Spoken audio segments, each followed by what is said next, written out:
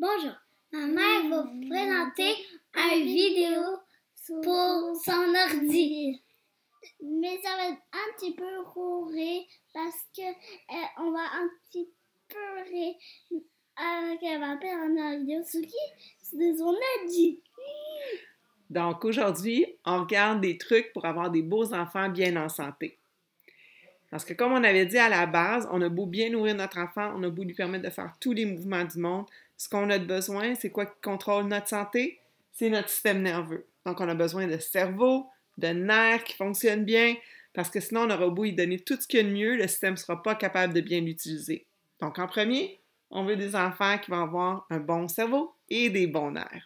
Okay? C'est ça souvent qui va faire qu'un enfant, les parents vont dire oui, mais pourtant, je lui donne ce qu'il y a de mieux, je le nourris bien, il fait beaucoup d'exercices, je ne comprends pas comment ça qui ne va pas bien.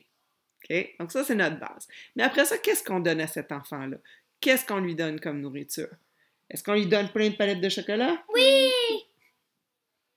Donc, ce qu'on veut, je vous dirais, souvent encore là, ce qui manque, c'est encore là nos fameux légumes.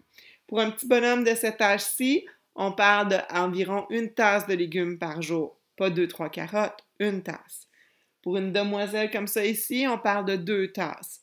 Pour son grand frère, qui a à peu près 11-12 ans, on est rendu à notre 3 tasses. Et pour le plus grand de 14-15 ans, ben c'est pas mal l'équivalent d'un adulte, on parle de 4 tasses de légumes par jour.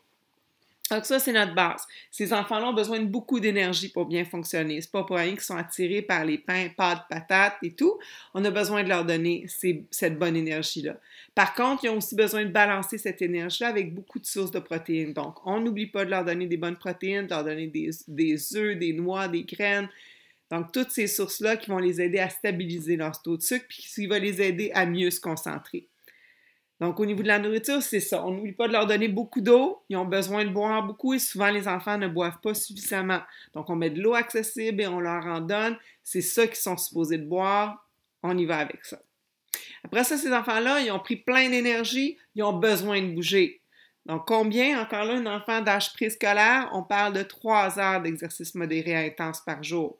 Pas 5 minutes, 3 heures. OK? Pour une grande comme ça, jusqu'à l'âge de 14, 15, 16, 17 ans, on parle de 60 minutes d'exercice modéré intense à tous les jours. Encore là, on ne peut pas prendre ce qu'ils font à l'école, il faut rajouter au moins 30 minutes à la maison. Donc, exercice modéré intense, on veut les faire bouger.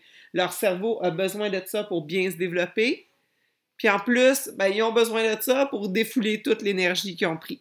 Donc, une fois qu'ils sont bien fatigués, qu'est-ce qu'on doit leur donner aussi? Du repos. Donc, ces enfants-là ont besoin de se reposer. Encore là, on parle d'entre 9 et 12 heures, dépendamment de l'âge d'un enfant. Encore là, si on peut faire des siestes souvent, c'est bénéfique pour l'enfant, ça lui apprend à se calmer. Et naturellement, on veut éviter les écrans à moins de au moins 30 minutes avant l'heure du coucher. Donc, une fois qu'on a mis tout ça ensemble, bien, qu'est-ce qui est le plus important à la base? C'est de les aimer, ces enfants-là. Donc, on a besoin d'être près d'eux, passer du temps avec eux et d'avoir du plaisir avec eux. Donc, j'espère que ça vous a aidé. À la prochaine! Ciao, ciao!